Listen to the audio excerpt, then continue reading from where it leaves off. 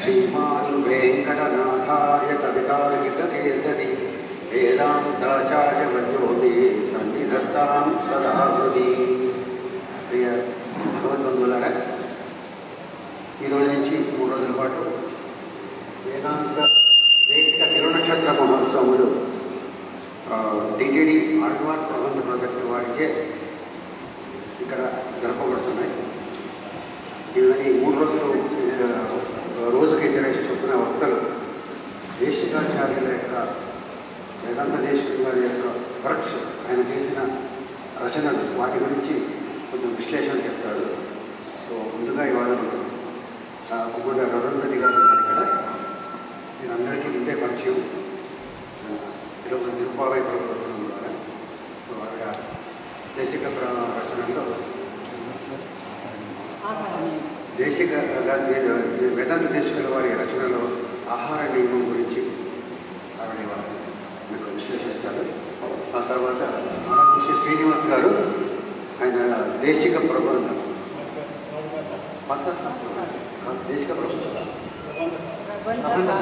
దేశిక ప్రబంధంలో ముఖ్యమైనటువంటి ప్రబంధశాల. మన దేశికుల వారు కూడా ఆళ్వార్ల ప్రబంధాలన్నీ కూడా బాగా బట్టి 20 లోపలే నుంచి ఖ్యాతి గడించారు. సో వారన్నీ కలిపి సూక్ష్మంగా ప్రబంధశాలను తయారు చేశారు. అంటే ప్రతిరోజు నారాయణం నిత్యానుసంధానంగా చేయలేము కాబట్టి అది చేయలేని వాళ్ళని ప్రబంధసారాన్ని ప్రతిరోజు నిత్యానుసంధానంగా పెట్టుకుంటే 4000 పాశురాలను చెప్పిన ఫలితం వస్తుందని చెప్పేసి పెద్దలు చెప్పడం జరిగింది. సో ఇప్పుడు ఆ వెనుక మైకి నేను అన్నది గారికి ఇస్తున్నాను, ఆమెను కొనసాగిస్తాను.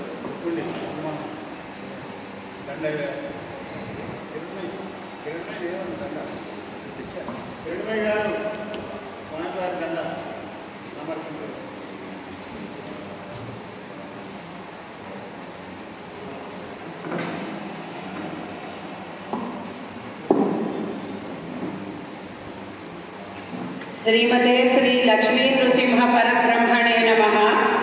श्रीमते रामानुजाय नमः। श्रीमन्निगमान्त महादेशिकाय नमः। अस्मद्गुरुभ्यो नमः। केशवार्य कृपापात्रं धीशमादिगुणार्णवं श्रीशठार्यकेशानां देशिकेन्द्रमहं भजे। रामानुजदयापात्रं ज्ञानवैराग्यभूषणं श्रीमद्वेङ्कटनाथार्यां वन्दे वेदान्तदेशिकं। लक्ष्मीनाथसमारम्भां नाथयामुनमध्यमाम् अस्मदाचार्यपर्यन्तां वन्दे गुरुपरम्पराम्। यो नित्यमच्युतपदाम्बुजयुग्मरुक्मा व्यामोहतस्तदितराणि तृणाय मेने अस्मद्गुरोर्भगवतोऽस्य दयैकसिन्धोः रामानुजस्य चरणौ शरणं प्रपद्ये।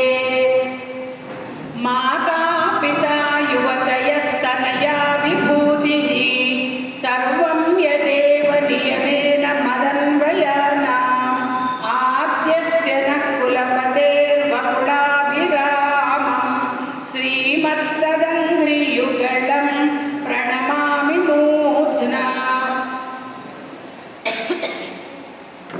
भूतं सरश्च महदाह्वय भट्टनाथ श्रीभक्तिसारकुलशेखर योगिवाहान् भक्ताङ्घ्रिवेणुपरकालयतीन्द्रमिश्रान् श्रीमत्पराङ्कुशमुनिं प्रणतोऽस्मि नित्यम्।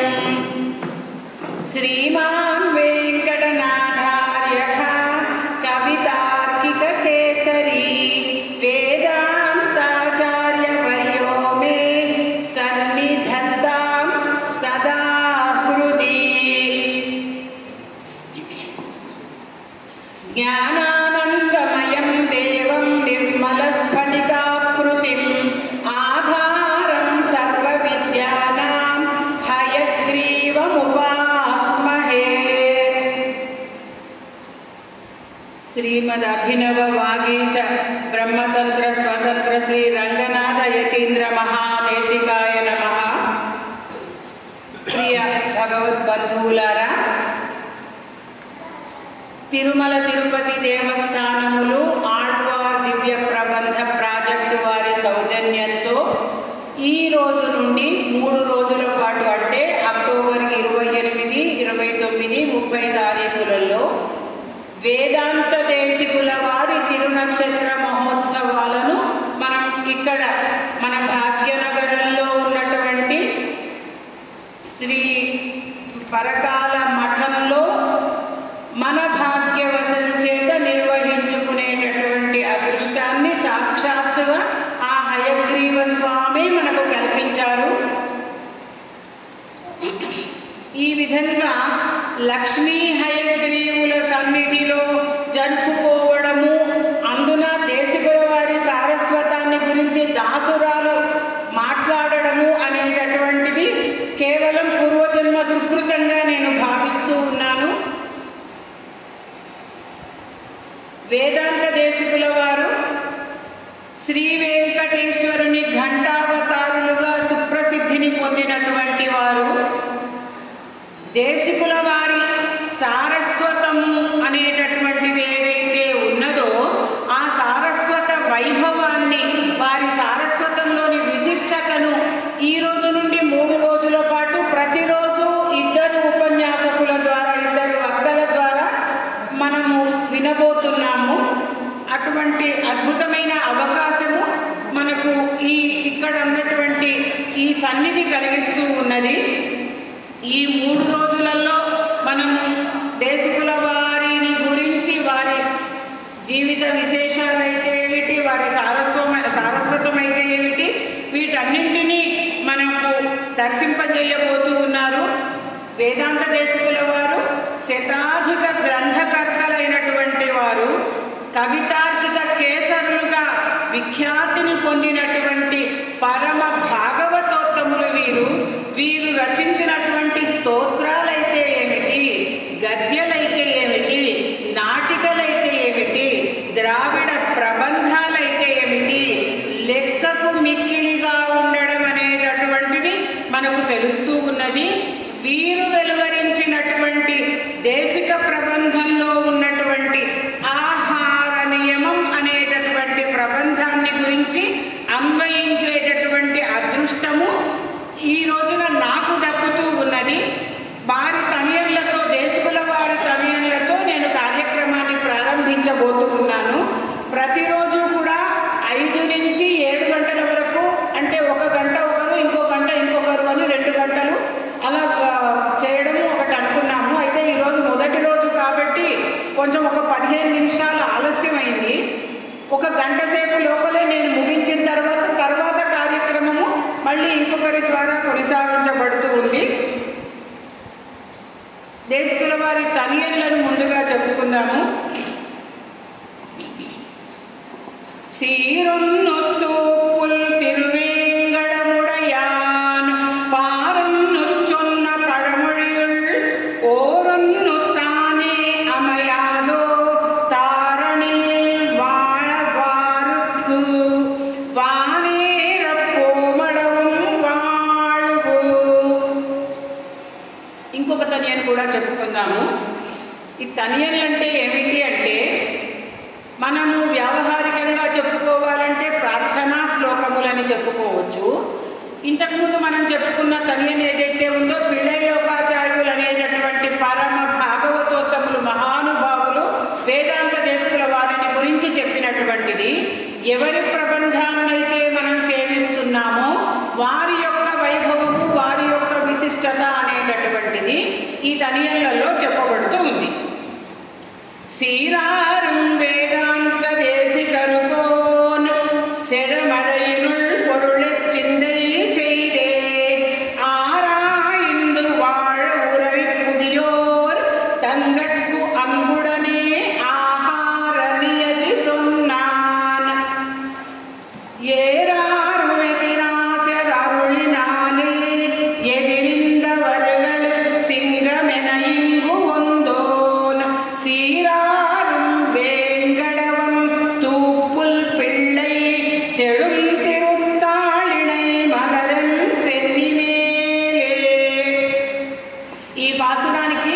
ఈ పాసురాలు అనేటటువంటివి ద్రావిడ భాషలో చెప్పబడ్డాయి. పాసురాలంటే పాటలు అని అర్థము. ఇవి ఆళ్వార్లందరూ కూడా నాలాయిర దివ్య ప్రబంధంలో అద్భుతంగా పాడడం అనేటటువంటిది మనకు నాలాయిర దివ్య ప్రబంధం దర్శింపచేస్తుంది. వేదాంత దేశికుల వారు కూడా అనేకమైనటువంటి అంశాలను దేశిక ప్రబంధంలో పాసురాల ద్వారా వెలువరించడం కూడా మనకు తెలుస్తూ ఉన్నది. ఏమిటట అంటే మొట్టమొదటుగా భగవద్ రామానుజులని ఇక్కడ చెప్తున్నారు. భగవద్ రామానుజుల కటాక్షానికి ముఖ్య పాత్రమైనటువంటి వారు వేదాంత దేశికుల వారు. దాని వలన ప్రతివాదులు అనేటటువంటి గజాలకు వాదయుద్ధంలో సింహంగా నిలిచి వాళ్ళందరినీ జయించి కవితార్కిక కేసరులు అని కీర్తించబడినటువంటి వారు శ్రీమన్ నిగమాంత దేశికుల వారు. వారెక్కడ అవతరించారు అంటే తూపులు అనేటటువంటి దివ్య దేశంలో వారు అవతరించారు. దీపప్రకాశ సన్నిధి అని అక్కడ పెరుమాళ్ళ సన్నిధి ఒక దివ్య దేశము. మనము సేవించుకునే 108 దివ్య దేశాలలో అది కూడా ఒకటి. కాంచీపురానికి సమీపంలోనే ఉన్నటువంటి దివ్యక్షేత్రం ఇది. అటువంటి వారు శ్రీ వెంకటనాథులు అని కీర్తించబడినటువంటి వారు. ఏం చెప్పారు అందులో అంటే ఈ ద్రావిడ ప్రబంధంలో ముఖ్యంగా ఇక్కడ ఆహార నియమం చెప్పుకుంటున్నాం కాబట్టి దాంట్లో ఏం చెప్పారంటే వేదములో ఉన్నటువంటి సూక్ష్మమైనటువంటి అర్థాలను గమనించి చూసి ఈ భూమిలో ఉన్నటువంటి వాళ్ళందరూ, భూమి మీద ఉన్నటువంటి వాళ్ళందరూ కూడా శాస్త్రాలు నిషేధించినటువంటి తామసమైన ఆహారాన్ని భుజించి దాని వలన కలిగేటటువంటి అజ్ఞానంతో వారి వారి కర్తవ్యాలన్నింటినీ కూడా విడిచిపెడుతూ ఉన్నారు.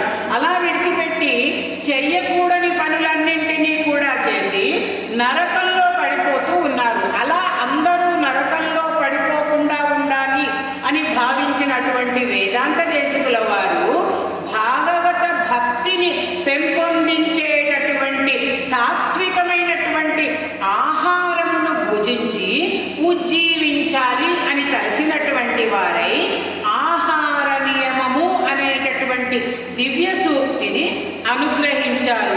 ఇటువంటి శ్రీ వేదాంత దేశికుల యొక్క శ్రీచరణములు దాసుని యొక్క శిరస్సునకు అలంకారము అని తనియంలో చెప్పడం మనకు తెలుస్తూ ఉన్నది.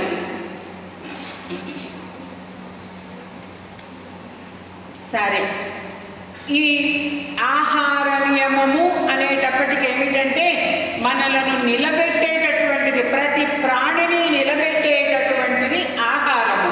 మనకు ఆధునిక కవులు మొన్నటి గురజాడ గారిని గురించి కూడా చెప్పుకుంటే తిండి కలిగితే కండ కలదో అంటూ ఆ తిండి అనేటటువంటిది ఎవరికైనా ఎంత అవసరము అనేటటువంటిది మనకు అక్కడ చెప్పారు. ఎందరెందరో మహానుభావులు చెప్పారు.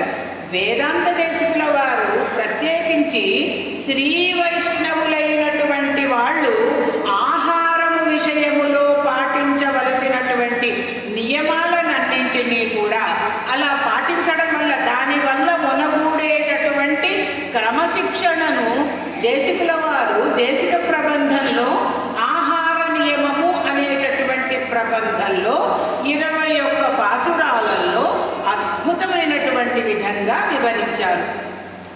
భగవద్ రామానుజ సిద్ధాంత నిర్ధారణ సార్వభౌములైనటువంటి వారు వేదాంత దేశికుల వారు.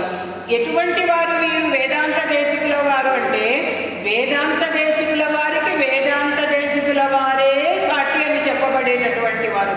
ఎలాగంటే మనము ఇక్కడ గరుత్మంతుడి సన్నిధిలో ఉన్నాము. ఆంజనేయ స్వామి అక్కడుంటే గరుత్మంతుడు ఇక్కడున్నాడు. పెరియ తిరువడి అని గరుత్మంతుడి సంప్రదాయంలో మనం సేవించుకుంటూ ఉంటాం కదా. ఆ గరుత్మంతుడి గురించి చెప్పేటప్పుడు ఏం చెప్తారంటే పక్షులు ఎన్ని కలిసినా, పక్షులు ఎన్ని ఉన్నా సరే అవి ఏవి కూడా గరుడునికి సాటి రావు. అదేవిధంగా వేదాంత దేశికుల వారికి కూడా ఎవ్వరూ సాటి రారు అని చెప్పబడ్డది. మన అమ్మ ఆండాళ్ళ తల్లి శ్రీ సూక్తిని ఒక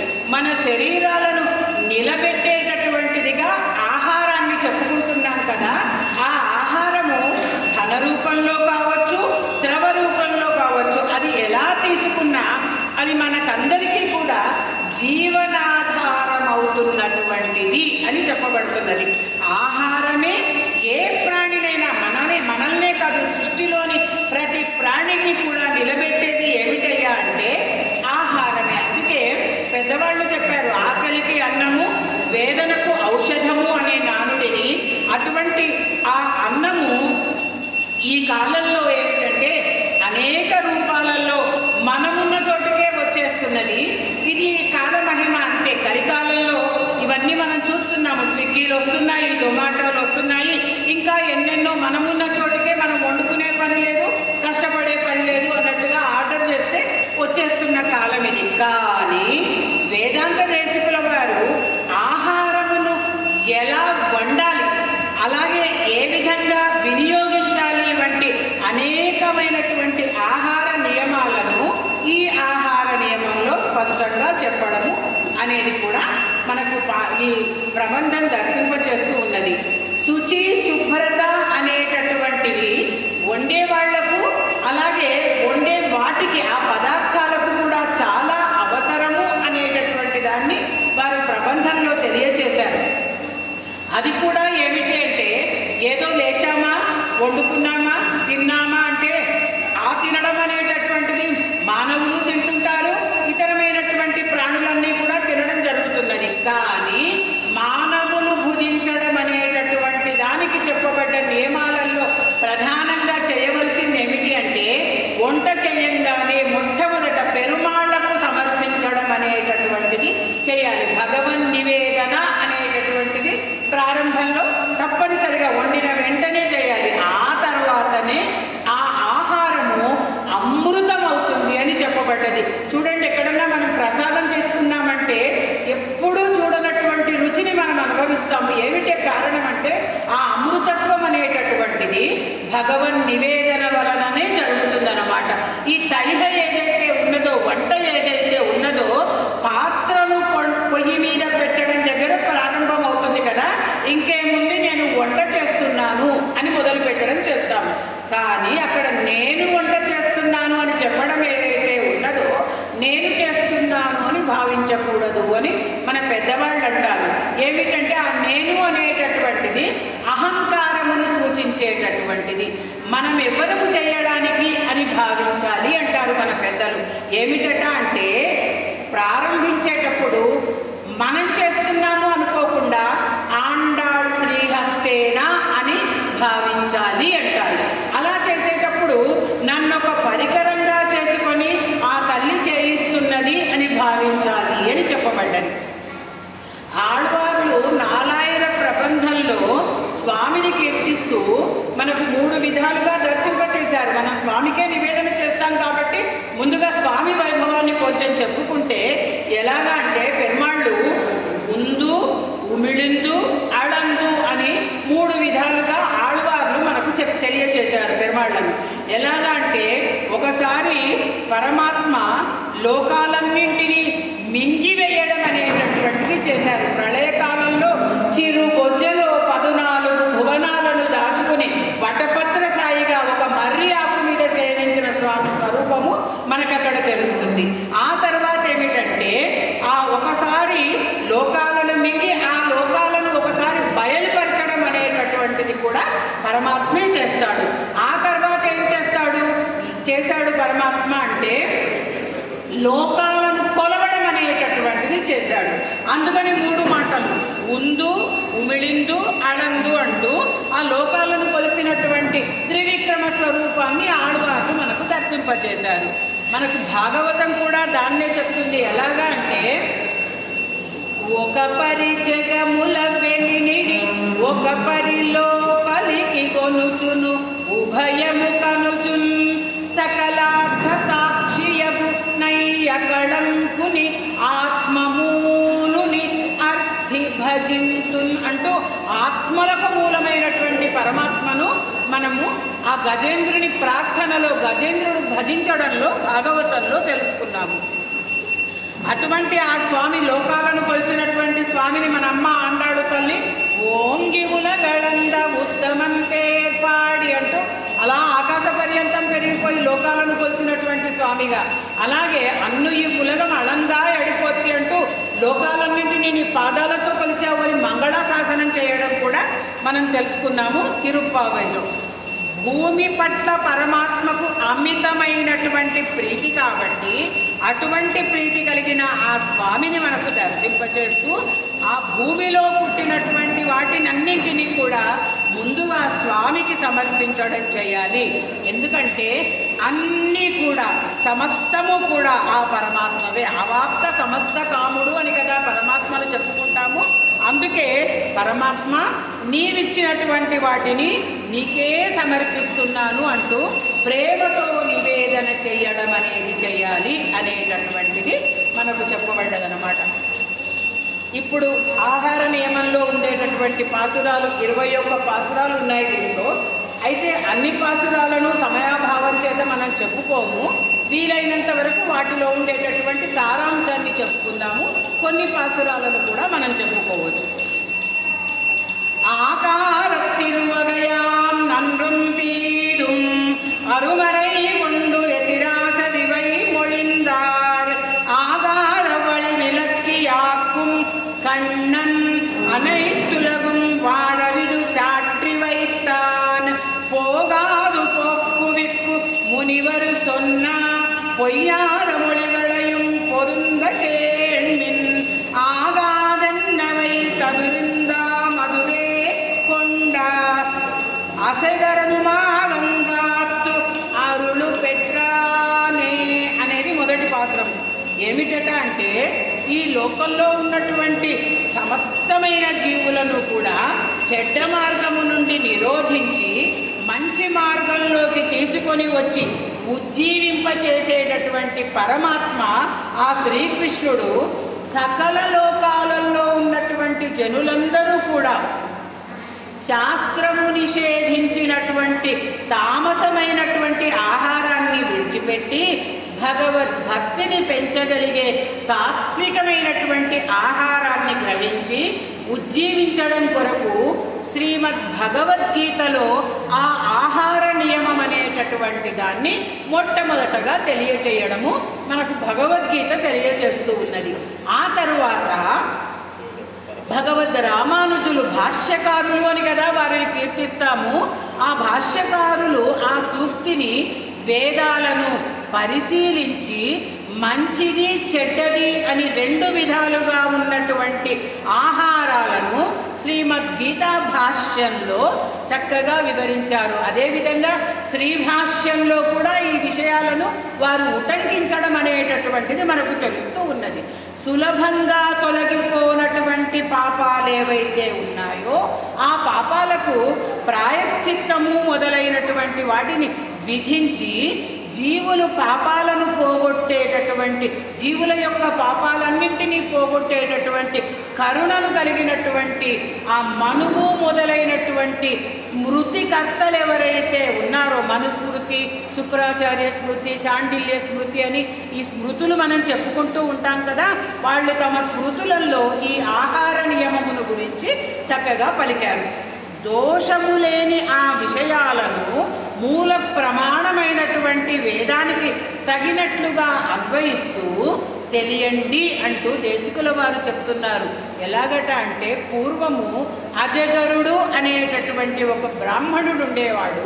అతడు తగని వస్తువులన్నింటినీ అంటే స్వీకరించడానికి తగని వస్తువులన్నింటినీ విడిచిపెట్టి సాత్వికమైనటువంటి ఆహారంతో శరీరాన్ని కాపాడుకొని తర్వాత ఆ పరమాత్మ యొక్క కృపను పొంది ఉజ్జీవించినట్లుగా మనకు తెలియచేశారు. అయితే గీతాచార్యుడు చెప్పినటువంటి ఆహార నియమం అనేటటువంటి దాన్ని ముందుగా ఒకసారి మనము చెప్పుకుందాము.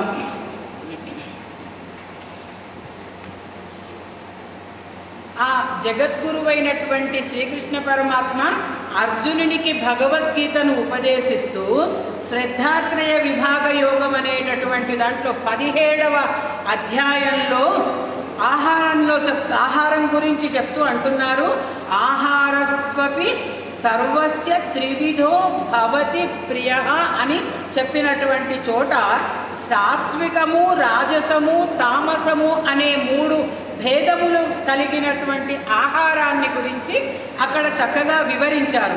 సాత్వికమైనటువంటి ఆహారం ఏదైతే ఉందో సత్వగుణాలను వృద్ధి పొందించడానికి ముఖ్య కారణమవుతుంది అని గీతాచార్యుడు చెప్పడము మనకక్కడ తెలుస్తూ ఉంది.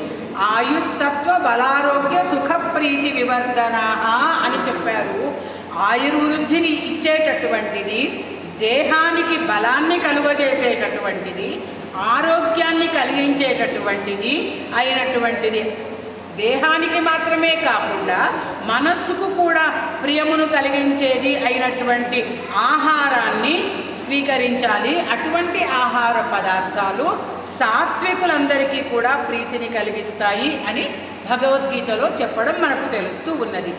కట్వాంల లవణాత్యుష్ణ తీక్ష్ణ రూక్ష విదాహిన అని భగవద్గీతలో చెప్తూ కృష్ణ పరమాత్మ ఏం చెప్తున్నారంటే, ఆహార పదార్థాలలో చాలా చేదుగా ఉండేవి కొన్ని ఉంటాయి, చాలా పుల్లగా ఉండేవి, చాలా ఉప్పుగా ఉండేవి, చాలా కారంగా ఉండేవి, అలాగే చాలా వేడిగా ఉండేటటువంటివి, సారము లేనటువంటివి, దాహాన్ని కలుగజేసేటటువంటివి ఉండే పదార్థాలు ఏవైతే ఉన్నాయో ఇవి దేహానికి మనస్సుకు కూడా బాధను కలిగించేవి, అనారోగ్యాన్ని కలిగించేటటువంటివిగా చెప్పబడ్డాయి.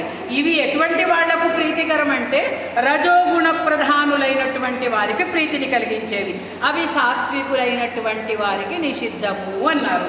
అదేవిధంగా యాతాయామం గతరసం అని చెప్తూ కృష్ణ పరమాత్మ అంటారు, చల్లారిపోయినటువంటి ఉంటాయి చూడండి, అప్పుడే ఫ్రిడ్జ్లోని తీసేసినంత చల్లగా ఉంటాయి, అలాగే రసం తీసినటువంటి ఆహారము, దుర్గంధం కలిగినటువంటి ఆహారము, ముందు రోజు వండినటువంటి ఆహారము, ఒకరు తినగా మిగిలిపోయినటువంటిది, ఇంకా ఏమిటి పూజకు అర్హత లేనటువంటి, పూజార్హము కానటువంటిది అయిన తామసిక ఆహారము తమోగుణము కలిగినటువంటి వారికి ఇష్టమవుతుంది, కాబట్టి దాన్ని కూడా వదిలిపెట్టాలి అని చెప్పారు.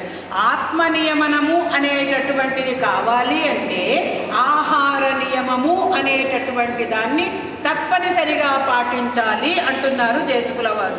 శృతులు స్మృతులు అన్నీ కూడా దీన్నే బోధిస్తూ ఉన్నాయి.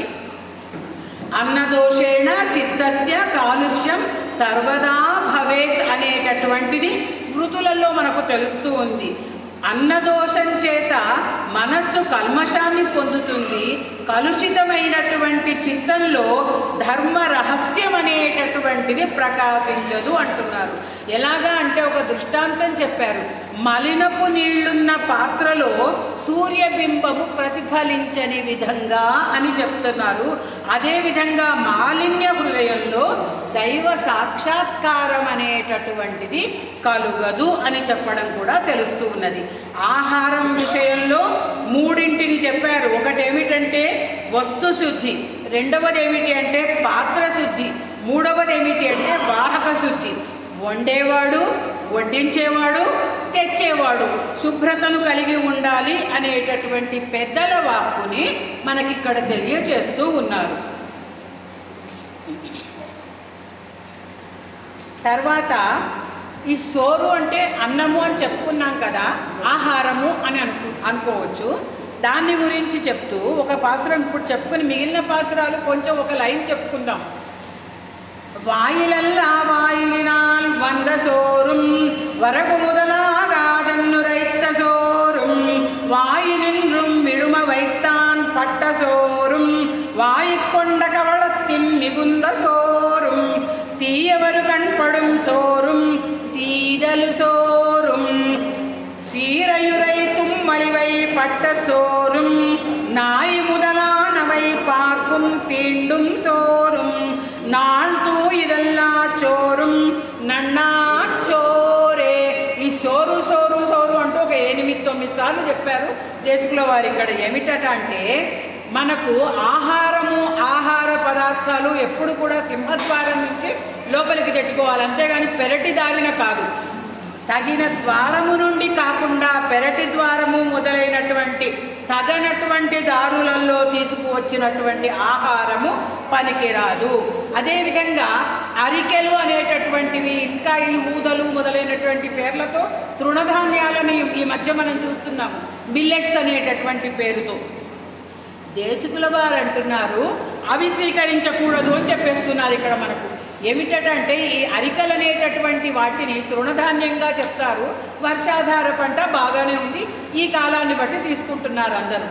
అరికి గడ్డి అనేటటువంటిది ఒకటి మేము చూసాము దేవాలయంలో, మా ఊళ్ళో దేవాలయంలో ఆ గడ్డిని కాల్చి అలా వచ్చిన బూడిదతో పెరుమాళ్ళ పాత్రను శుద్ధి చేయడానికి మాత్రమే, ఆ పాత్రల శుద్ధికి వినియోగించడము చేసేవాళ్ళు. అలాగే తినేటప్పుడు నోటి నుండి జారిపడి పడేటటువంటి వస్తువులతో సంబంధం కలిగినటువంటిది, పెట్టుకున్న కబళంలో ఆ ముద్దలో మిగిలిపోయినటువంటిది, దుష్టులు కంటితో చూసినటువంటిది తీసుకోకూడదు అంటున్నారు. ఆ చూపు దోషం అనేటటువంటిది పనికిరాదు అంటున్నారు. అలాగే పాసిపోవడం అంటారు, పాడైపోయినటువంటి ఆహారం, వస్త్రాలు, ఎంగిలి, తుమ్ము అనేటటువంటివి పడ్డ ఆ ఆహార పదార్థాలు చేతిలో పట్టుకుని తుమ్మామంటే ఆ తుమ్ము అనేటటువంటి దానివల్ల కలుషితమయ్యే అవకాశం ఉంటుంది కాబట్టి అవి తీసుకోకూడదని చెప్తూ, కుక్కలు మొదలైనవి వాసన చూసినటువంటి ఆహారము, ఆ జంతువులు తాకినటువంటి ఆహారము, కాలం గడిచిన తర్వాత పరిశుద్ధం కానిదైన ఆహారము భుజించకూడదు అని చెప్పడము మనకు తెలుస్తూ ఉన్నది. కుక్కలనైతే ఇవాళ రేపు అందరూ ఇళ్లలో పెంచుకుంటున్నారు. సరే, వాళ్ళ ప్రీతి వాళ్ళది, పెంచుకుంటున్నారు, వాళ్ళ అభిరుచి వాళ్ళది. కానీ ఏం చేస్తున్నారంటే ఒళ్ళో కూర్చోబెట్టుకుంటున్నారు, పడుకునే చోట దాన్ని పెట్టుకుంటున్నారు. కుక్కకేమిటంటే గ్రహణ శక్తి అనేటటువంటిది చాలా ఎక్కువగా ఉంటుంది. అందుకే చూడండి, ఎక్కడన్నా ఏమన్నా నేరాలు జరిగినప్పుడు ఆ స్క్వాడ్ వచ్చేటప్పుడు డాగ్ స్క్వాడ్ అనేటటువంటి దాన్ని తీసుకొస్తారు. వాసన పసిగట్టే శక్తి కుక్కకి ఎక్కువ. ఇంట్లో వంట చేస్తుంటే ఆ వాసనను కుక్క ముందు పీల్చుకోవడం అనేది జరుగుతుంది. పెరుమాళ్లకు నివేదించవలసినటువంటి దాన్ని ఎవరు తీసుకుంటున్నట్టు అవుతున్నది. కాబట్టి ఆ వాసనను పట్టేసే కుక్కను దూరంగా ఉంచాలి. అది చూస్తే, అది వాసన చూస్తే నివేదనకు పనికిరాదు అని చెప్పడము మనకు తెలుస్తూ ఉన్నదన్నమాట. అలాగే తాకరాని వాళ్ళు తాకినటువంటి ఆహారం పనికిరాదు అంటూ, ఈ పుల్ నూల్ మయురుగిరుగళిరుక్కుం సోరుం అంటూ ఈగలు కానీ పురుగులు కానీ నూలు దారాలు, వస్త్రానికి ఉండే దారాలు ఇలా వచ్చేస్తుంటాయి. ఆ కేశాలు మొదలైన వాటితో సంబంధం కలిగినది. సన్యాసి పెట్టినటువంటి భోజనము, ఆ సన్యాసి పాత్రలో పెట్టింది కూడా తీసుకోకూడదు అని చెప్తున్నారు. తర్వాత మానవులు, ఎలుక, కోడి, కాకి, పిల్లి మొదలైన వాటి నోటిలో పడ్డ ఆహారం తినకూడదు. నోట్లో పడడం అంటే అది వచ్చి ముట్టుకుంటే మనం తినకూడదు అని అర్థం. ఈ కుక్కలు, పిల్లులు వీటన్నిటిని చెప్పిన చోట ఇక్కడ ప్రత్యేకించి ఈ కాకి, పిల్లి, కోడి అంటూ చెప్తున్నారు. మనం అనేక విధాలైన స్నానాలను వింటున్నాము. కుక్కలకైతే పెట్ డాగ్స్ అని ఇంట్లో స్నానాలు చేయించడం చేస్తున్నారు. పిల్లలకు చేయించే వాళ్ళు పిల్లలకు కూడా చేస్తున్నారు. కానీ వాటంతకవి కూడా వెళ్ళి స్నానాలు చేస్తుంటాయి. ఎలాగా అంటే కుక్క వెళ్ళి ఏ నీళ్ల గుంతలోనో పడుతుంది, ఏ కొలనులోనో చెరువులోనో పడుతుంది. ఇక్కడి వరకే ఎవరన్నా తల తడపకుండా మెడ వరకే స్నానం చేస్తే అదేంటి కుక్క స్నానము అంటారు. ఇక్కడ మార్జాల స్నానం అని ఒకటి చెప్పబడ్డది. ఏమిటంటే ఆ పిల్లి అది కూడా ఒక స్నానం చేస్తుంది. ఏం చేస్తుందంటే దాని శరీరం మొత్తాన్ని అదే నాక్కుంటుంది, అదే దాని స్నానము. తోకను కూడా విడిచిపెట్టకుండా శరీరం అంతా నాక్కునేటటువంటి ఆ పిల్లిని తెచ్చి మనము ఇంట్లో పెట్టుకోవడము, అది ముట్టుకున్న పదార్థాలను మనం తీసుకోవడము చేస్తున్నాము. ఆ పదార్థాలను స్వీకరించకూడదు. అలాగే కాక స్నానం అని ఒకటి చెప్పబడ్డది. కాకి నీళ్లున్న గుంట దగ్గరికి వెళ్ళి ఆ నీళ్లను దాని మీద చల్లుకుంటుంది. ఇది ఏ గుంటన్నా కావచ్చు, మురుగు నీళ్ల గుంట కూడా కావచ్చు. కాబట్టి అవి ముట్టుకున్నటువంటి పదార్థాలను పూజించకూడదు అనేటటువంటి దాన్ని చెప్తూ, అత్తి జాతులు అనేటటువంటి వాటిని, కూరగాయలలో తెల్ల వంకాయలు అనేటటువంటి ఉంటాయి కదా, వాటిని తినకూడదు. శ్లేష్మాత్మకమైనటువంటివి, శ్లేష్మమును వృద్ధి పొందించేటటువంటి ఆహారం వద్దు అని చెప్పడము. అలాగే మునక్కాడలు అనేటటువంటివి, మునక్కాడల సాంబార్ అనేటటువంటిది సాధారణంగా చేస్తూ ఉంటారు. ఏమిటంటే ఆ మునక్కాడలను తినకూడదు. మునగ చెట్టు ఉన్నదా, ఆ మునగ చెట్టు కింద నుంచి పోతే కూడా వెనకటి కాలంలో పెద్దవాళ్ళు స్నానం చేయాలని చెప్పేవాళ్ళు. ఎందుకంటే దాన్ని తింటున్నప్పుడు ఏం చేస్తాము, ఇలా పీల్చినట్టు తిని ఆ పిప్పిని పక్కన పడేస్తాము. ఒక్కసారి ఆ పీల్చినట్టు తిని పక్కన పడేసేటటువంటి ఆహారాన్ని మాంసాహారులు ఎలా తింటారో ఒకసారి మనం ఊహించుకుంటే మనకు తెలుస్తుంది. అందుకేనేమో, ఎందుకంటే ఆహారంలో నిషిద్ధమైనటువంటి వాటిని కొన్నింటిని మన పెద్దవాళ్ళు చెప్పారు. కొన్ని నామ నిషిద్ధాలని, కొన్ని రూప నిషిద్ధాలని, కొన్ని స్థల నిషిద్ధాలని, కొన్ని స్థాన నిషిద్ధాలని, కొన్ని గుణ నిషిద్ధాలని, ఉల్లి వెల్లుల్లి లాంటి వాటిని తినకూడదు అని అంటారు పెద్దవాళ్ళు. అలాంటి వాటిని తేకూడదు. అలాగే సొరకాయలు బీరకాయలు లాంటివి వద్దంటారు. అవి చూడటానికి ఒక సొరకాయని మనం ఇలా పట్టుకున్నామంటే దాని రూపం ఒక, అలాగే బీరకాయను పట్టుకున్న ఒక మత్స్యమును పోలి ఉంటుంది, ఒక చేపలాగా ఉంటుంది దాని రూపము. బహుశా ఆ రూప నిషిద్ధమై ఉంటుంది.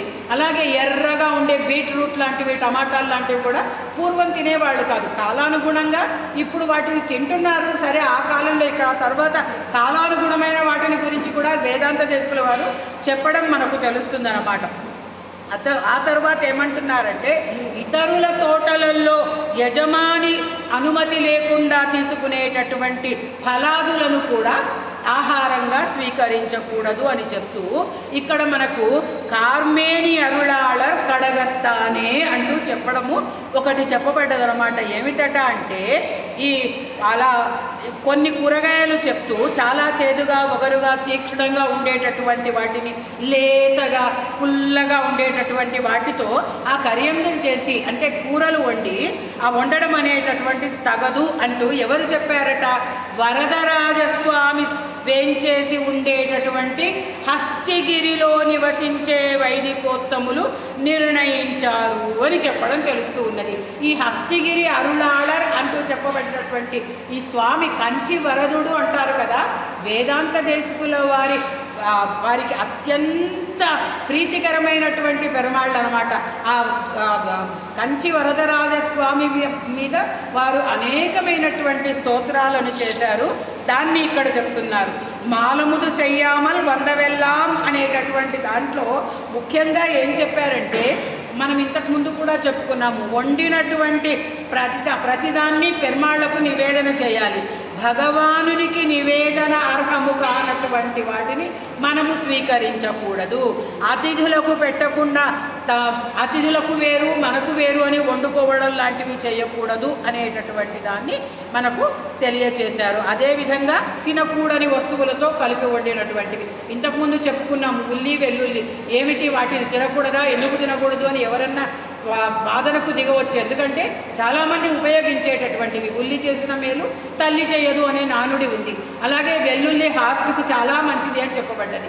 కానీ అవి తామస గుణమును కలిగినటువంటివి, వృద్ధి చేసేటటువంటివి కాబట్టి తినకూడదు అని మన పెద్దవాళ్ళు చెప్పడాన్ని మనకు తెలియచేశారు. అలాగే దేవరుಗಳು కివయన్ను వైత్తవెల్లామంటూ దేవతల కోసం ఉద్దేశించి పెట్టినటువంటి వాటిని, దేవతాంతరాలకు నివేదన చేసినటువంటి వాటిని మనం ఉపయోగించకూడదు అనేటటువంటిది. అకాలంలో పూసేటటువంటి పువ్వులు కానీ కాయలు కానీ ఉపయోగించకూడదు అని కూడా మనం అకాలంలో పూసే వాటిని కాసే వాటిని, ముఖ్యంగా మనం ఒకసారి చెప్పుకుంటే మామిడికాయల్ని చెప్పుకోవచ్చు. ఎప్పుడో శివరాత్రి ముందర కొంచెం ప్రారంభమైనటువంటి మామిడి పిందెలు ఎండాకాలం వచ్చేటప్పటికీ ఆవకాయలకు సిద్ధంగా రావడం. అందుకే ఉగాది అప్పుడు చిన్న చిన్న వాటితో ఉగాది పచ్చడి చేయడం అనేది చేస్తారు. ఇప్పుడు ప్రతిసారి కూడా మనకు పెద్ద పెద్ద మామిడికాయలు సంవత్సరం పొడుగునా దొరుకుతూనే ఉన్నాయి అనేటటువంటిది కూడా తెలుస్తూ ఉన్నదన్నమాట. తర్వాత తెళింద పునలు తిరువేంగడత్తుమాల్ తన తిరువాణై గడవాదార్ తిన్నారు తామే అంటూ ఇక్కడ కొన్ని చెప్పారు. ఏమిటట అంటే, తిరువేంగడముడయానంటే వెంకటేశ్వర స్వామి. వెంకటేశ్వర స్వామి భక్తులైనటువంటి సాధువులు ఆ శ్రీ వెంకటేశ్వరుని ఆజ్ఞను మీరనటువంటి వాళ్ళు భుజించని వాటిని చెప్తున్నారు. ఏమేమిటి అంటే, ముత్యపు చిప్ప అనేటటువంటిది ఒకటి ఉంటుంది కదా, దాన్ని వేడి చేస్తే వచ్చేటటువంటి చూర్ణము మనం తీసుకోకూడదు. పొంగే నీటి నుండి వచ్చే బుడగ కానీ, ఆ నురుగు కానీ, ఆ నేలలో పుట్టినటువంటి వస్తువులలో మొట్టమొదట భగవానునికి సమర్పించినటువంటివి కానీ, తర్వాత ఒక చెట్టుకు పండు కాసిందనుకోండి, ఒక కొమ్మకు, ఆ కొమ్మ పండ్లు ఇచ్చిన తర్వాత మళ్ళీ ఆ కొమ్మకు పండ్లు కాస్తే వాటిని తీసుకోకూడదు అని స్పష్టంగా చెప్పారు. ఇటువంటివన్నీ కూడా పరిశుద్ధమైన మనస్సు కలిగిన పెద్దలు, ఆహార నియమాన్ని ముఖ్యంగా కలిగిన సాధువులు వెంకటేశ్వరుని ఆజ్ఞను మీరనటువంటి వాళ్ళు భుజించరు అని చెప్తూ, ఇక్కడ మోరలదు శారంగల్ వాంగిట్రెల్లాం అనే పాసురంలో నారణ నారడి పణియు నల్లోర్ నాళం అంటూ చెప్పడం ఒకటి తెలుస్తూ ఉన్నది. ఏమిటి అంటే, మోరు అంటే మజ్జిగ. ఒక మజ్జిగను తప్ప పెరుగులో నీళ్లు పోసి చిలికి వెన్న తీసిన తర్వాత వచ్చే మజ్జిగ తీసుకుంటున్నామంటే దాంట్లో కూడా సారం తీసేసిందే కదా, అది తీసుకోవచ్చా అంటే తీసుకోవచ్చు అంటున్నారు. మిగిలినవి ఇంకా సారం తీసేసిన వస్తువులను తినకూడదు. అలాగే కొన్ని వస్తువులు చెప్తున్నారు, వెలగపండు పేలాలు అనేటటువంటి వాటిని పగటి పూట తినకూడదు అంటున్నారు. అలాగే నువ్వులు కలిపినటువంటి వస్తువులను రాత్రిపూట తినకూడదు అంటున్నారు. ఇవన్నీ కూడా ఆరోగ్యాన్ని దృష్టిలో పెట్టుకుని ఇప్పుడేదో కొత్తగా పరిశోధనలు చేసి సైంటిస్టులు చెప్తుంటే అలనాడే గీతాకారుడు చెప్పినటువంటివి, వేదాంత దేశకుల వారు చెప్పినటువంటివి అయిన నియమాలు ఇక్కడ మనకు తెలుస్తూ ఉన్నాయి. రాత్రి వేళ నువ్వులు కలిసిన వస్తువులు వదిలిపెట్టాలి, నువ్వుల నూనె పెరుగు కలిపిన వస్తువులను స్వీకరించకూడదు రాత్రిపూట అని చెప్తూ, తపస్సును మంత్రజపాన్ని పాడు చేసేదిగా శాస్త్రాలలో చెప్పబడినటువంటి వాటిని ఉపయోగించకూడదు అంటూ ఉన్నారు. అయితే వ్రత దినములు వ్రత నియమాలు అని కొన్ని రోజులు ఉన్నాయి, ఏకాదశి వ్రతం ఉంటుంది. అటువంటి రోజులలో మరి భుజించడం చేయకూడదు. సంధ్యాకాలంలో అలాగే నడురాత్రి వేళ అర్ధరాత్రి పూట తినకూడదు. ఇది నారాయణుని పెద్దలైనటువంటి నారాయణుని భక్తులైనటువంటి పెద్దల యొక్క నియమము అంటున్నారు. ఈ నారాయణం అడిపడియు అనే నల్లోర్ నాడు అంటూ చెప్పింది ఏదైతే ఉందో, తిరునారాయణపురము అనేటటువంటి దాన్ని ఇక్కడ మనకు ఒకసారి చెప్తున్నారు. మేల్కోట అనేటటువంటి భగవద్ రామానుజుల అభిమాన స్థలమును ఇందులో చెప్పడము. తర్వాత ఇంకొక దాంట్లో అంటున్నారు, ఒళియరంగ రడిపణి వారుగవా తామే అంటూ ఆ శ్రీరంగనాథుని శ్రీచరణాలకు నమస్కరించేటటువంటి పరమ భక్తులు అంగీకరించినటువంటి వాటిని చెప్తూ దేన్ని అంగీకరిస్తున్నారో కూడా చెప్పారు. దేన్ని అంగీకరించారో ముందు చెప్తే, స్నానపూర్వకంగా సంధ్యావందనాదులు చేయకుండా భుజించేటటువంటి అన్నం పనికిరాదు. అపాంక్తేయులతో అంటే పంక్తిలో వాళ్ళ పక్కన మనం కూర్చోకూడదు అనే నియమం ఉంటే కనుక కూర్చోకూడని వాళ్ళతో కలిసి ఆ వరుసలో తినకూడదు. పరహస్తంతో భోజనము, అదే అగ్ని చీకటి పడ్డప్పుడు అగ్నిలో అక్కడ ఏదో ఒక నెగడు వెలుగుతోంది, ఇంకా దీపం ఎందుకు అనుకుని అక్కడ తినకూడదు, ఆ వెలుగులో తినకూడదు. ఆకాశంలో చంద్రుడు ఉన్నాడు, తింటే ఏమవుతుంది కనిపిస్తోంది కదా అని అలా తినకుండా అలా తినడం కూడా చేయకూడదు అంటూ తినకూడదు అని చెప్పడం తెలుస్తూ ఉన్నదన్నమాట. ఇటువంటి నియమాలన్నీ చెప్తూ ఏమిటంటే ఎడమ చేతితో భుజించడము మొదలైనటువంటి ఇవన్నీ కూడా చేయకూడదు సుమా అని చెప్తూ, ఎటువంటి వాళ్ళట, బ్రహ్మ తేజస్సుతో ప్రకాశించే వైదికోత్తములు ఎక్కడుండేటటువంటి వాళ్ళు సమ్మతించని భోజనము అని శ్రీరంగనాథుని చరణాలను నమస్కరించేటటువంటి వాళ్ళు అంగీకరించడం అనేటటువంటిది మనకు చెప్తూ ఉన్నారు.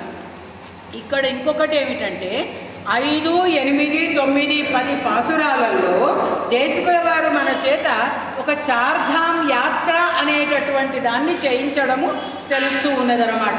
చార్ధామ్ యాత్ర అనగానే మనకేమిటంటే కేదార్నాథ్, బద్రీనాథ్, గంగోత్రి, యమునోత్రి అని ఒక 4 దివ్యక్షేత్రాలు అనుకుంటారు. కానీ ఇంకొకటి మన పెద్దవాళ్ళు చెప్తారు, తూర్పు, ఉత్తరము, పడమర, దక్షిణము అనే 4 దిక్కులలో ఉండేటటువంటివి అంటూ కూడా ఒక సంప్రదాయం. పూరి జగన్నాథం అని, ద్వారకానాథుడని, అలాగే రామేశ్వరం అని. రామేశ్వరం అంటే మనం అక్కడ ఉండే దివ్య దేశము అనేటటువంటిది ఒకటి చెప్పుకుంటాము. తర్వాత మళ్ళీ ఇక్కడ బద్రీనాథ్ అనేటటువంటిది. కానీ వేదాంత దేశకుల వారు ఏం చెప్తున్నారు, ఈ 4 పాసురాలలో శ్రీరంగాన్ని చెప్పారు, అరుళాళ పెరుమాళ్ అంటూ కంచిని చెప్పారు, నారాయణం అడిపడివాన్ అంటూ అక్కడ వేల్కోటను చెప్పారు, తిరునారాయణపురాన్ని చెప్పారు, అలాగే తిరువేంగడముడయార్ అంటూ తిరుమలను చెప్పారు. ఈ 4 దివ్య దేశాలను గనక ఎవరు సేవించినా కూడా చార్ధామ్ యాత్ర చేసినట్లే అనేటటువంటిది. అన్ని దివ్య దేశాలను సేవించిన ఫలం కలుగుతుంది అని చెప్పడము. మనకు సంప్రదాయము ఒక 3 మాటలను చెప్తుంది. ఏమిటంటే, కోయిల్ అనేటటువంటిది, పెరుమాళ్ కోయిల్ అనేటటువంటిది, అలాగే మలై అనేటటువంటిది. ఈ 3 దివ్య దేశాలు ఏమిటట అంటే, కోయిల్ అంటే శ్రీరంగం అనే అర్థం. మేము కోయిల్కి వెళ్తున్నాము, కోవెల అనేటటువంటి దాన్ని మనం వాడుక భాషలో కోవెలకు వెళ్తున్నాము అంటాం. కానీ కోయిలంటే శ్రీరంగనాథ స్వామి వేయించేసుకున్నటువంటి ఆ శ్రీరంగ క్షేత్రమే కోయిల్. పెరుమాళ్ కోయిల్ అంటే కంచి వరదరాజస్వామి వేయించేసి ఉన్నటువంటి కాంచీపురమే, కంచే. అలాగే ఆ వరదరాజస్వామి వేయించేసి ఉన్నటువంటి చోటు. మలై అనగానే ఆ కొండలరాయుడు వేయించేసి ఉన్నటువంటి శ్రీ వెంకటేశ్వరుడు ఉన్నటువంటి తిరువేంగడముడయాన్ ఉన్నటువంటి తిరుమల అనేటటువంటి తిరుమలై అని చెప్తాం కదా. అలాగే మనకి ఇక్కడ మేల్కోటని చెప్పారు, తిరునారాయణపురం. అది భగవద్ రామానుజుల యొక్క అభిమాన క్షేత్రంగా కూడా మనకు చెప్పబడ్డది. ఇటువంటి దాన్ని చెప్పిన తర్వాత ఇంకా ఏం చెప్తున్నారంటే, భోజనం మధ్యలో వడ్డించేటటువంటి నెయ్యి, ఆ భోజనానికి కూర్చున్న తర్వాత నెయ్యిని అభికరించడం అనేటటువంటిది చేస్తారు. ఒక్కసారి మాత్రమే నెయ్యి వడ్డించుకోవాలి, కానీ పప్పన్నానికి ఒకసారి, కరియంగన్నానికి ఒకసారి, సాంబార్లో ఒకసారి ఇలా మాత్రం వడ్డించుకోకూడదు అనేటటువంటి ఒక నియమం చెప్పారు. ఎందుకంటే నెయ్యి అనేటటువంటిది ఆహార శుద్ధిని కలిగించేటటువంటిది.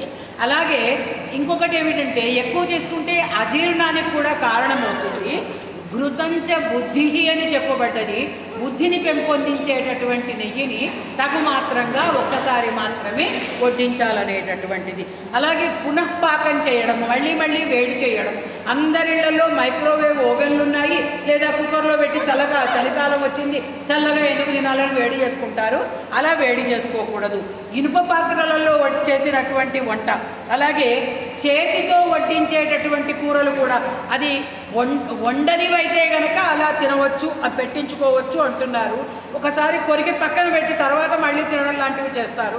అలా చేయకూడదు అనేటటువంటి వాటిని, ఇటువంటి వాటిని అన్నింటినీ కూడా చెప్తూ తర్వాత ఎంగిలి తినకూడదు అనేటటువంటి చెప్తూ కొంతమంది ఎంగిలిని తినవచ్చు అని చెప్తున్నారు. ఎవరెవరిది తినవచ్చట అంటే, తండ్రి ఎంగిలి, ఆచార్యుల ఎంగిలి, అలాగే జ్యేష్ఠ భ్రాత యొక్క పెద్ద అన్న యొక్క ఎంగిలిని వీళ్ళు ఇటువంటి వాళ్ళు భుజించగా మిగిలిన వారి ఉచ్ఛిష్టాన్ని భుజించవచ్చును అని చెప్పడము మనకు తెలుస్తూ ఉన్నదన్నమాట.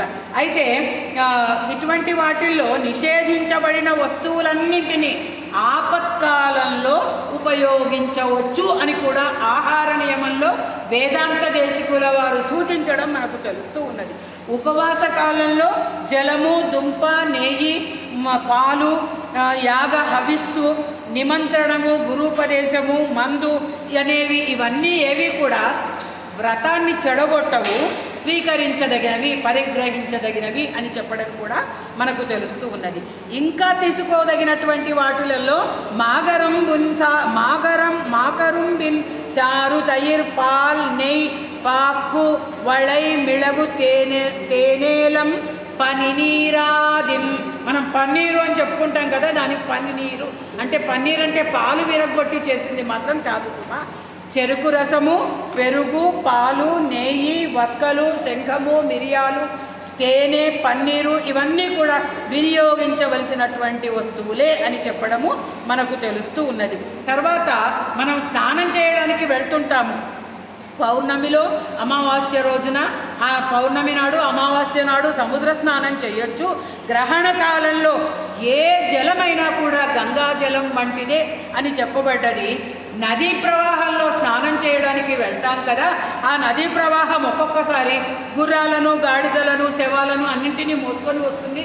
అది ఎలా పనికి వస్తుంది అంటే, ప్రవహించే నీళ్లకు తప్పు లేదు, వేగం వల్ల ఆ నీరు పరిశుద్ధం అవుతుంది అని చెప్పబడ్డదనమాట. అలాగే ఇంకొక విషయం చెప్తున్నారు, జల సంబంధం అనేటటువంటిది లేకుండా అగ్నిలో కాల్చినటువంటి వస్తువులను స్వీకరించవచ్చు. నిప్పులో పుటం పెట్టకుండా తామే స్వయంగా వండినటువంటి పండ్లు, జలం చేర్చి నిప్పులో వండిన వానిలో ధాన్యం మొదలైనటువంటి వాటిని ఉపయోగించవచ్చు అంటున్నారు.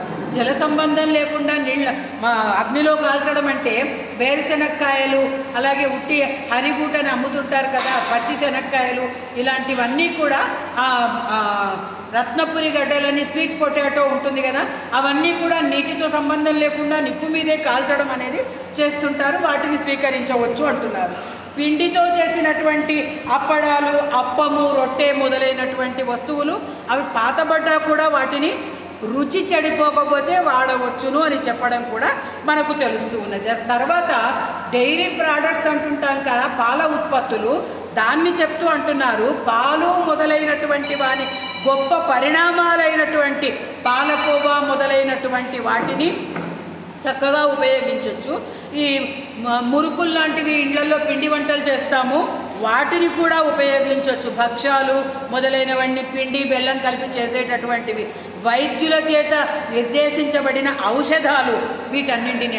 అలాగే కాకుండా ఇప్పుడు మనం ఏమన్నా మిగిలిపోతే ఏం చేస్తున్నామంటే తీసుకువెళ్ళి ఒక ఫ్రిడ్జ్లో, ఆ ఫ్రిడ్జ్ ఏంటంటే ఒక చద్దికుండా అని చెప్పొచ్చు దాన్ని, అన్నీ తీసుకుని పోయి దాంట్లో పెట్టేస్తాము. మర్నాడు చల్లగా తినలేము, వేడి చేసి తింటాము, వేడి చేసి తింటే ఆరోగ్యం పాడవుతుంది అని డాక్టర్లు కూడా తేల్చి చెప్పిన విషయం అది. ఫ్రిడ్జ్లో ఉన్న వాటిని మళ్ళీ వేడి చేయడం చేయకండి, దానివల్ల భయంకరమైనటువంటి వ్యాధులు వస్తున్నాయి అని చెప్పడం తెలుస్తుంది. పూర్వకాలంలో కూడా ఇళ్లలో అన్నం మిగిలేది, మరి వాళ్ళు ఏం చేసేవాళ్ళు, అన్నం మిగిలిన వ్యంజనం మిగిలిన వీటన్నింటినీ నీళ్లల్లో పెట్టడం అనేది, ఒక పాత్రలో పెట్టి దాన్ని నీళ్లలో పెట్టడం చేసేవాళ్ళు.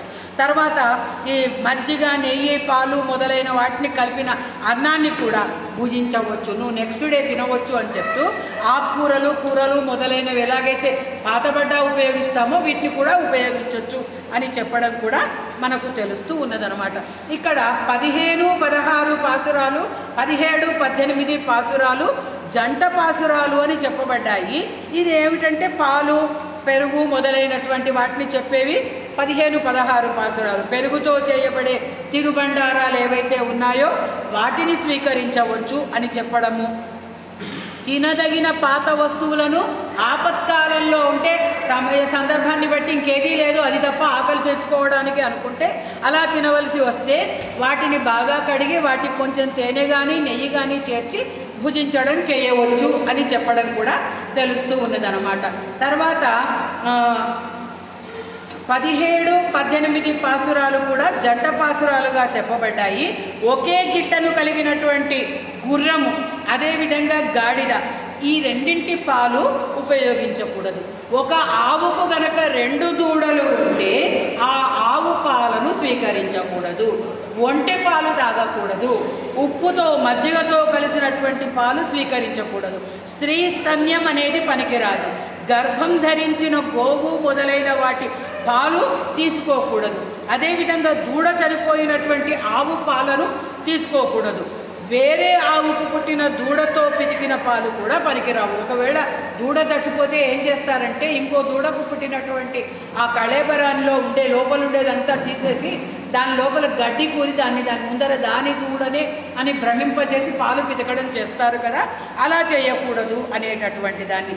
దేవతాంతరాల పేరుతో కొన్ని ఆవులను, గేదెలను లాంటి వాటిని వదిలిపెట్టేస్తుంటారు.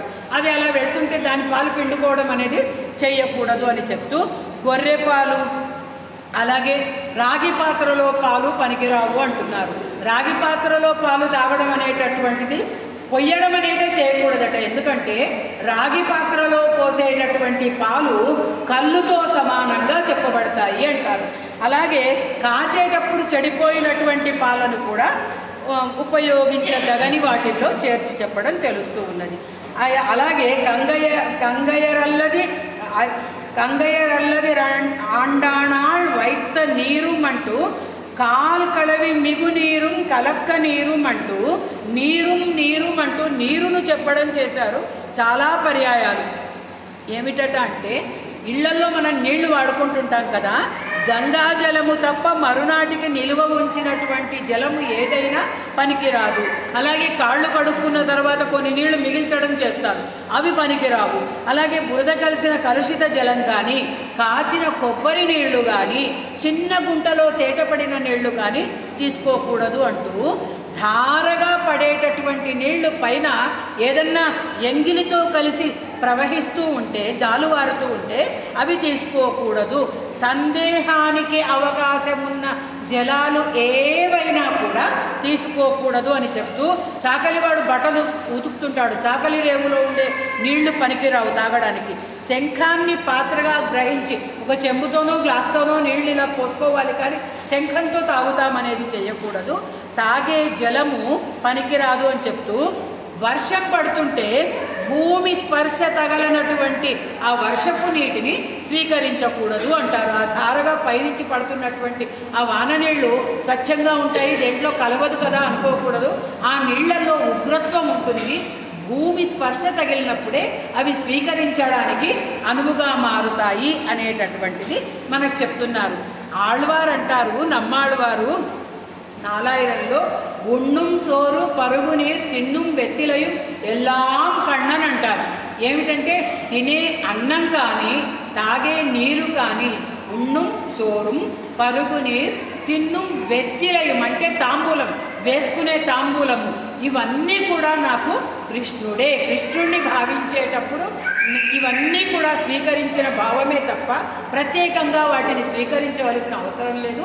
అవన్నీ నాకు కృష్ణుడి రూపంలోనే లభిస్తున్నాయి అంటారు. కానీ మనకు అలా కాదు కదా. మన కడుపు నిండాలంటే ఈ జానెడు పొట్ట కోసము మనము ఆహారం స్వీకరించడం అనేది చేసి కడుపు నిండితే కానీ ఆత్మారాముడు శాంతించడు. అందుచేత మనము ఆ ఆహారాన్ని ఏ విధంగా తీసుకోవాలి అనేదాన్ని చెప్తూ ఉన్నారు. ఇక్కడ 19వ పాసురంలో వెట్రిలై అనే దాని గురించి, వెట్రిలై మున్ తిన్నాదే తిన్నుం పాపుం అని చెప్పిన పాసురంలో తమలపాకును తినకుండా ఒక్కను తినకూడదు అంటున్నారు. తమలపాకు మొదలు చివర ఆ ఈనెలు తీయడం, ఆ నరం అనేవి తీయకుండా ఆ తమలపాకు నమలకూడదు అని చెప్తూ ఒకే సమయంలో తమలపాకు ఒక్క అనేటటువంటిది నమలకూడదు అని చెప్తున్నారు. సున్నం పెట్టినటువంటి తమలపాకును తినకూడదు అంటున్నారు. దుఃఖం కలిగిన సమయంలో, ఆశౌచ సమయంలో తాంబూలం వేసుకోకూడదు. ఏకాదశి నాడు కూడా ఆ వ్రత దినాలలో తమలపాకును ఒక్కలను తినడం అనేది నిషిద్ధము అంటున్నారు. తమలపాకును వేసుకునేటప్పుడు మధ్యలో నీళ్లు తాగకూడదని కూడా దేశకుల వారు అంటున్నారు. తర్వాత 20-21 పాసురాలకు వస్తే 20వ పాసురంలో జాతి గుణం ఆశ్చర్యమున్ దేశం కాలం అంటూ బ్రాహ్మణాది జాతులు జ్ఞానము అజ్ఞానము మొదలైనటువంటి గుణాలు, అలాగే ఆశ్రమాలు, బ్రహ్మచర్యాది ఆశ్రమ ధర్మాలు ఉన్నాయి కదా, అలాగే దేశాలు దక్షిణ దేశము ఉత్తర దేశము అనేటటువంటి విభాగాన్ని కలిగినటువంటి దేశాలు, అలాగే గ్రహణము మొదలైన పర్వదినాలు మొదలైనటువంటి కాలాలను కూడా మనం తెలుసుకుంటుంటాము. వారి వారికి పాపపుణ్యాది నిమిత్తాలు అనేటటువంటివి ఆ విభాగాలకు తగినట్లుగా శృతులలో చెప్పినట్లుగా స్మృతులలో చెప్పినట్లుగా అదే రీతిలో ఒకే వస్తువును స్వీకరించవచ్చు, విడిచిపెట్టవచ్చు అని కూడా అంటున్నారు. ఉదాహరణంగా ఏమిటంటే బ్రాహ్మణులు కపిల గోవు పాలను విడిచిపెట్టకూడదు. వాళ్ళు విడవనక్కరలేనటువంటి కపిల గోవు పాలు పరమాత్మ యొక్క శ్రీచరణాలలో పుట్టిన 4వ వర్ణానికి చెందినటువంటి వాళ్ళు తాగరాదు అని కూడా వేదాంతులు చెప్పడం తెలుస్తూ ఉన్నది. అందువల్ల ఇటువంటి అంతర్విభాగాలకు చెందినటువంటి తగిన రీతులన్నీ కూడా మనం తెలుసుకోవాలి. ఆ శాస్త్రాలను మనం ఎలా తెలుసుకోవాలంటే అభ్యసించి గ్రహించిన పెద్దలను అనేక పర్యాయాలు అడిగి తెలుసుకోవాలి అంటున్నారు. నా 21వ పాసురం మాత్రం పూర్తిగా చెప్పుకుందాము. கங்கிருளால் விடியாத உலகுக்கெல்லாம் கைவிளக்காவிவையென்னு கண்ணன் காட்டும் பொங்குகளால் ஆகமங்கள் தெளியச் சொன்ன பொருளிவை நாம் புண்ணியர்பால் கேட்டுச் சொன்னோம் மங்குழலும் பொருளுமல்லதறியாமாந்தர் வலையுலகப்பட்டு வரம்பொழியாதென்றும் பங்கயமாதுற்ற அருளாளர் தம்பால் పత్తి విగు పవిత్రంగల్ పయిన్మినీరే.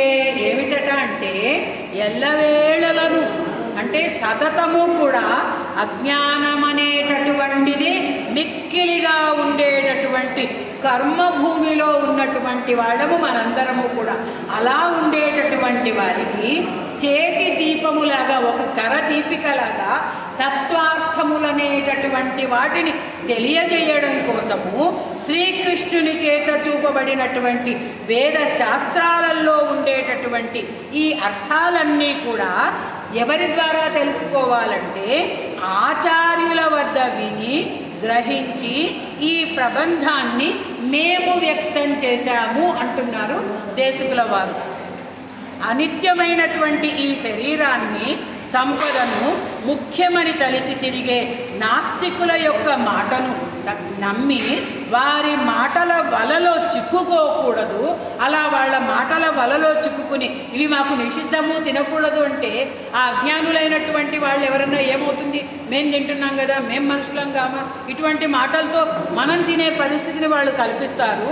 వాళ్ళ వలలో చిక్కుకొని మర్యాదను మీరి మనస్సుకు తోచినటువంటి రీతిలో భుజించి నరకములో పడి నశించిపోకుండా వరదరాజస్వామి శ్రీచరణాలలో భక్తిని ఇంకా ఇంకా పెంపొందించగలిగిన సాత్వికమైన వస్తువులనే ఆహారంగా భుజించి తరించండి అంటూ చెప్పడం. ఆచార్యులను, పెద్దలను సేవించి వారి ద్వారా శాస్త్ర మర్యాదలను అడిగి తెలుసుకోమని వేదాంత దేశికుల వారు ఈ ఆహార నియమంలో ప్రబోధిస్తూ ఉన్నారు. భగవద్గీతలో చెప్పినట్లు తద్విద్ధి ప్రణిపాతేన అని ఆచార్యుల దగ్గరికి వెళ్ళి ఆ గురువులకు సాష్టాంగ నమస్కారం, దండం సమర్పించి వారి ద్వారా భగవత్ సంబంధమైనటువంటి జ్ఞానాన్ని పొంది మన సందేహాలను నివృత్తి చేసుకోవాలి. సత్పురుషులు చూపించినటువంటి సన్మార్గం అనేటటువంటి దాన్ని ఎప్పుడూ కూడా విడిచిపెట్టకూడదు. ఆహార నియమం అనేటటువంటి ఈ ప్రబంధం ఏదైతే ఉన్నదో వేదాంత దేశకుల వారి ప్రబంధాలకు ఆయువు పట్టుగా చెప్పబడ్డది. కవితార్కిక సింహాయ కళ్యాణ గుణశాలినే శ్రీమతే వెంకటేశాయ వేదాంత గురవే నమః. నిజానికి ఏమిటంటే ఈ రోజున వేదాంత దేశకుల వారి పాదుకా సహస్రమును గురించి ఖమ్మం నుంచి చక్రవర్తుల చూడామణి గారు రావాల్సి ఉన్నది. ఆవిడ ఏదో వారింట్లో ఉన్నటువంటి పనుల ఒత్తిడి చేత 30వ తారీఖున నేను వస్తానమ్మా, ఈరోజు నేను చెప్పాల్సిన సమయంలో మీరు చెప్పండి అంటే ఆ ప్రయత్నాన్ని నేను కొనసాగించాను. ఇది నాకు వేదాంత దేశికుల వారు అనుగ్రహించినటువంటి ఒక చక్కటి అవకాశం.